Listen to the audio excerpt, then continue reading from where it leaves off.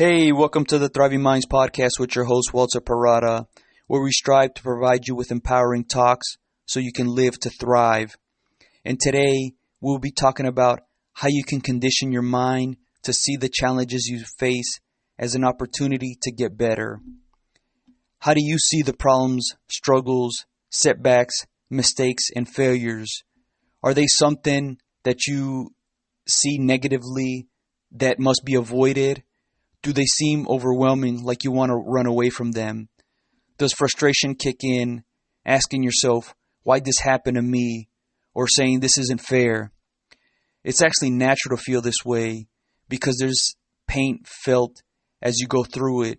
And this comes from our brain designed to keep you safe, wanting to avoid that pain. It might hurt your confidence knowing that you come up short, as it might trigger feelings and thinking that you're not good enough. And it's easy to give into that feeling. But in reality, you are good enough. It just takes time to get better at whatever it is you're striving for. But you can work to overcome that feeling and overcome these difficulties. If you're looking for a better way to handle the challenges you face, start by seeing the things you go through as an opportunity to get better. It really is an opportunity to strengthen and grow. So if you think about your muscles, for them to get stronger, you actually need to put them under stress through lots of repetition. So for anything to get stronger, it needs to be exercise. And the challenges you face are a way for your traits, such as your resiliency, your grit, your determination, and focus, are a way to get stronger. Many times, these intrinsic traits are not thought of because we only need them in times of desperation. So how many of us really think about, hey, I wonder how strong my resilience is? The times we use them is when we're bouncing back from things like failure. And not many of us are looking to actively fail. We want to feel good about ourselves, right? We want to be in our comfort zone. But it's kind of like insurance. A lot of people are not excited to buy the insurance, but instead are more excited to get the car or the house that they purchased. But eventually, or hopefully not eventually, but in times of when you're in a tight spot, you'll need it in case of an accident. That way it covers your costs, right? And these traits work the same way. You'll need them in hard times. And to develop them, they need to be tested. So you have to look to challenges as an opportunity to strengthen these traits, which is going to strengthen you and help you grow. So I want you to lean into these things that are difficult. I once worked assisting a plant breeder, and he worked on turf, developing lawns for homeowners. And this was on a large scale. It was, several different varieties for the whole state of Florida. And one of these traits that was focused on was the ability for the turf to be tolerant to drought, so homeowners didn't have to water their lawns, and it could handle the stress when water restrictions were in place. To develop lawns with these types of traits, several different varieties had to be tested. And one way they would do this is by allowing all of these different varieties to establish with enough water so the roots can properly develop and establish into the soil. But once the roots were developed, there would be several different treatments in all these varieties to see how they can handle not being watered for certain periods of time, and if they could rebound after a drought and continue to grow. Some of these treatments involve being watered twice a month, once every other month. And this was done to stress the roots because it forces them to grow deeper into the soil, which allows them to access more water. The deeper the roots, the better it performed during drought, with roots growing down as much as 6 feet. So if you water a lawn frequently, especially as it develops, the roots are not stressed enough to trigger them to elongate, to go deeper into the soil profile. And this results in them being shallow and maybe being only a few inches or a foot deep. And they're not going to be able to access more available water during those times of drought. They haven't been stressed enough to force them to dig deep into the resourcefulness. And when the grass is stressed enough, it will conserve its energy to not put as much into the chlorophyll so it can grow and divert that energy to elongate those roots. So on the surface, the grass looks like it's not doing well, and it might even look dead. It's going to look brown and laying over flat. But it's actually setting itself up to handle harsher conditions for later on. And all of these varieties that were tested actually did show roots that were able to grow deeper, but the harsh treatments of being watered once every other month was a bit too much for the grass to actually handle the drought. Now, I know I went into some details about the agronomics and science behind how turf develops, and the whole point of this is not to know how grass develops, but this is actually translatable into our daily lives and how we choose to take on the difficult things that we encounter. So this same concept of the grass being stressed to force the roots to go deeper actually works with our traits as well. So for your traits to be developed, they must be stressed, which helps them forms your mental fortitude. The results of developing these traits are it's going to benefit your mindset, strengthen it, and it's going to give you confidence in yourself to overcome what you face, as the things are going to feel a lot more manageable even when you don't have the answers. And this is because it forces you to tap into your resourcefulness, to find ways to make things happen and come up with solutions to the things that you're struggling with. So just like that grass was stressed to force those roots to go deeper, we also can do the same thing. So it helps you when you put yourself in difficult situations, when you take on opportunities that are not easy. It actually helps tear away at all the drama that your emotions can create, so you can use those emotions to fuel your focus and motivation. And the hardest things that you face, all of your other experiences will be relative to those hardest experience.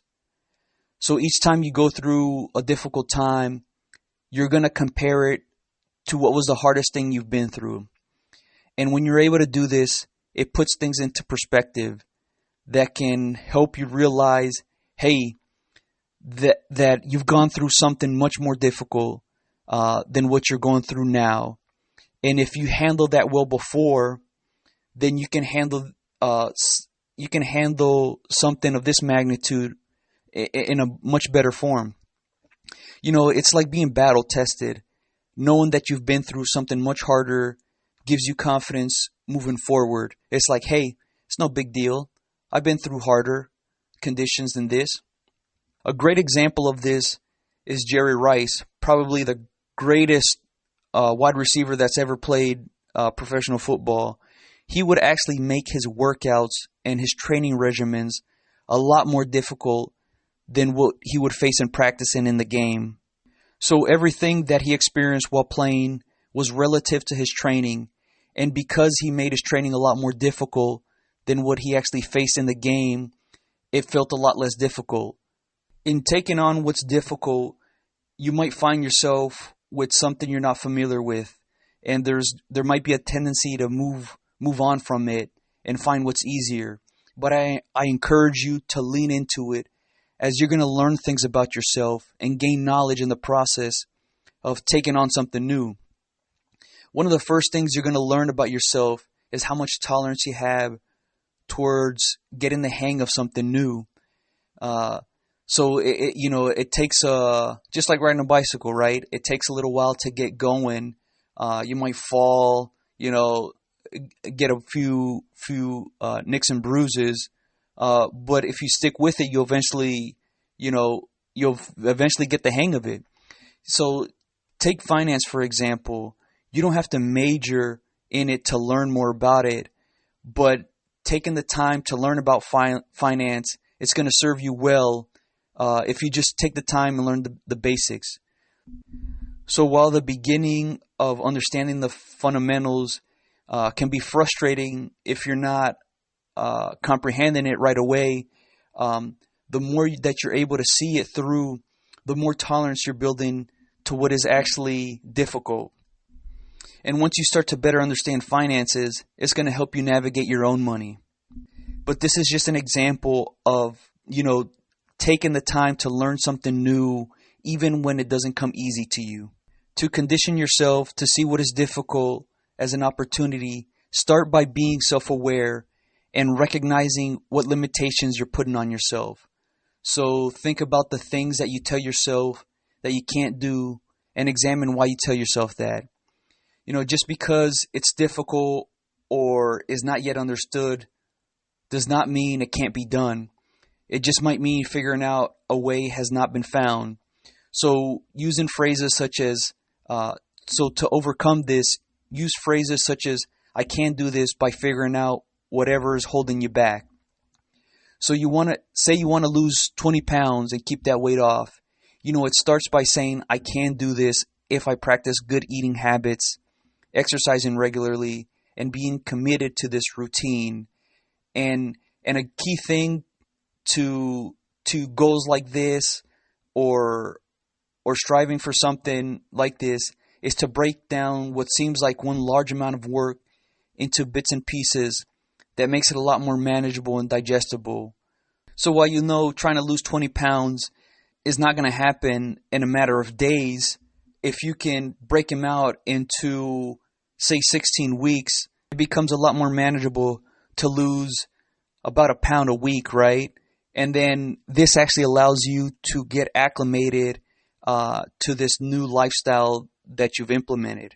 Another thing is to reflect on what thoughts you have when things don't go your way. So this is going to help you determine your starting point. So being overly critical and self-defeating will make it more difficult to overcome the things that you're going through. And when you find yourself having these thoughts, it is helpful to actually write it out and read it back to yourself, as this can help you gain perspective and see that you're beating yourself up unnecessarily. Now, I know in the heat of the moment, emotions become so strong that writing things out can be challenging, and you might think like it's a waste of time, but it's actually a really good exercise, which helps you slow down your thinking and put those feelings into words. I've actually found myself doing this quite a bit as of late, where I become frustrated with myself, that actually journal it out. I find out, what I end up finding out is that I'm blowing things out of proportions. And many times I end up coming up with a solution towards it. So most of the time it's, listen, if I made this minor adjustment, I wouldn't feel that way. And this really helps me become more self-aware of these self-defeating thoughts, that I know how to handle it next time I go through something similar. And I encourage you to make it a habit to take on difficult things. And you can start off with some simple things and maybe not even difficult things. Start off by just doing things that are a bit inconvenient and work your way up to what is harder. So, take for example, this could be parking at a longer distance from the store that forces you to walk more. This will help you become more accustomed to an inconvenience that conditions you, that is not that big of a bother, right? If you really think about it, parking at the end of a parking lot at a store, how much more time do you really spend walking? Maybe it's an extra 30, 45 seconds as opposed to driving around until you find the closest spot to the store. And as you start taking these small steps, you can then gradually build up to something much more. I can remember when I first started to do pull-ups, I couldn't even do one. I couldn't even really lift myself up, and I got frustrated with myself. So I would try to will myself to get one done, but it didn't happen. So eventually, because I was committed to doing pull-ups making it a regular part of my exercise, I started by just holding the pose of the pull-up form. So at first I would just, hold it for 5 seconds. And I think the first time I couldn't even do it for 5 seconds. But eventually I did it, and eventually I got it to hold 10 seconds, 15 seconds, and 20 seconds, and so forth. But I remember, those first, what was it? I don't know, 5-6 days. Man, my arms were sore. It's not even lifting weights felt as sore as what I was doing. And then within about 2 weeks, I was actually able to start doing a pull-up. Maybe not lots of them, but I could actually pull myself up. And then, as I gradually worked at doing more pull-ups, I got to the point of working out with one of my buddies. And I remember at the peak, I was able to do 300 pull-ups in one workout. And this was a gradual build-up to that eventually. And I remember those times where I do 300 pull-ups, I'd want to do more. But, he had his job, I had my job. But it got, once you get to a point of breakthrough, things become a lot less difficult. And this comes from, just sticking with what's difficult, because you're eventually tearing away of that anxious feeling of like, I'm going to do something difficult, right?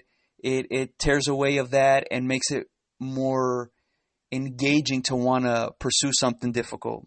So working your way up to what is harder is going to make you stronger, but it takes time, and you got to be consistent with yourself.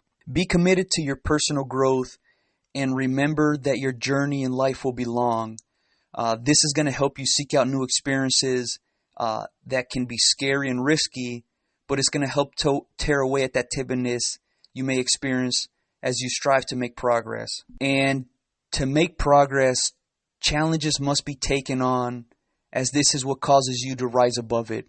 So the more you're able to take on new things, the more comfortable you become in unsettling situations.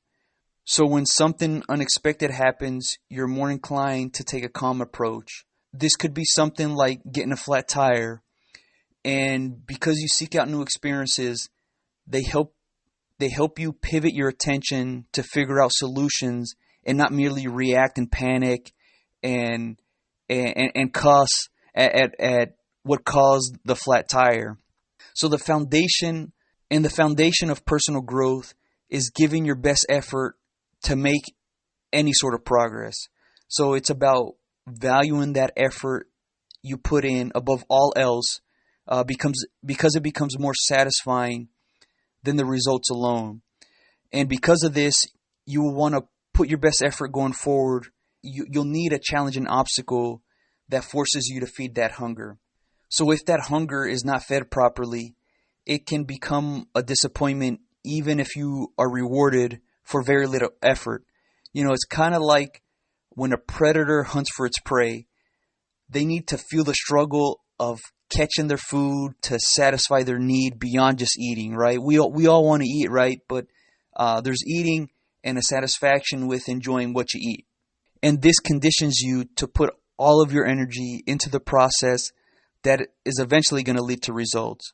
So focusing on the results alone will not produce them, but giving it your all, you're ensuring that breakthroughs will come over time. And this is actually going to help you enjoy the process a lot more. It'll be more rewarding than just the end result alone. Think back to a time when you say, wow, it's over already? Probably maybe you say this commonly during the weekend, right? Or especially during vacation, right? You're having fun, time is flying, and then next thing you know, it's over. Oh man, what happened? So in these cases, the reward is the process of enjoying the weekend or the vacation, right? Because we're having so much fun. But once you can start viewing your personal growth as something enjoyable and exciting, you'll be more inclined to enjoy the process of progress, even if pain is involved along the way. I can remember when I got accepted into Auburn University, which was out of state. for me, and it was about an 11-hour drive from where my mom and I lived. And I remember when I got the letter, she gave it to me, and she very not excited says, "You got a letter from Auburn." And I opened it up, and I got accepted, and I ran to the room, and I told her, "Mom, I got accepted, right?" And she just, stone cold tells me, "You're not going there." And I just remember, I just walked away in anger, and we didn't speak for a few days. But eventually we talked through it, and she says, "All right, if this is where you want to go, we're going to go take a visit." So we went up there and visited the campus. And once we got there, she was almost immediately convinced that, wow, this was a great place for me. So we did the orientation. She went with the parents, I went with the students, and eventually halfway through the visit, we met up for lunch and we talked. And she says, "You know what? This is a great place for you. You'll go here." Even though we didn't have much money to make it happen, but we'd figure out a way. And I remember actually when we took the trip, so we didn't drive up there, but we flew up, and we actually got lost. And I remember, we had some tense moments. I can tell at the beginning, my mom, she was frustrated with me because she thought it was a longer distance we had to drive, but I had to clarify some things for her. We stuck through it, and we actually grew from this experience. I remember vividly, my mom later told me that experience helped us grow and strengthen our relationship to what it is today. And this comes from because we decided to lean into what was uncomfortable. Initially we both could have, not talked about the whole situation and let just time pass. We would have been worse for it if we did that. So as you go about looking for new experiences, and whatever it is you're working on comes to an end, you're going to feel a need to work on the next big thing that continues to fuel your growth because of your commitment to your personal growth.